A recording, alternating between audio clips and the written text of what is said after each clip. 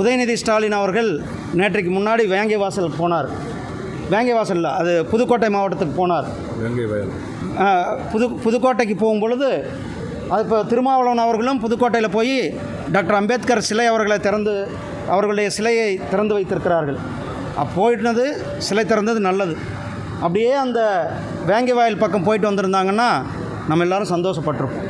அந்த மக்களை போய் அட்லீஸ்ட் நீங்கள் நியாயம்தான் உங்களுக்கு கொடுக்கல, சரி எப்படி இருக்கீங்கன்ட்டு அந்த மக்களை சந்தித்து விட்டு உதயநிதி ஸ்டாலின் அவர்கள் வந்திருந்தால் நன்றாக இருந்திருக்கும்.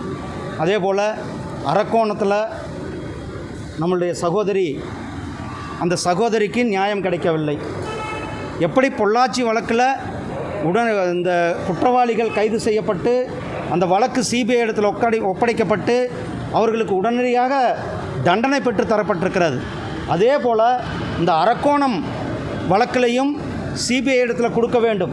இந்த அரக்கோணம் வழக்கில் பின்னணியில் இருக்கிற சார்கள் யார் பார்? தமிழ்நாட்டில் எப்படி ஒன்று சார்கள் ஒரு பக்கம் சீரழித்து கொண்டு இருக்கிறார்கள் சகோதரிகளை, இன்னொரு பக்கம் தம்பிகள் மக்களுடைய பணத்தை சுரண்டி கொண்டு இருக்கிறார்கள்.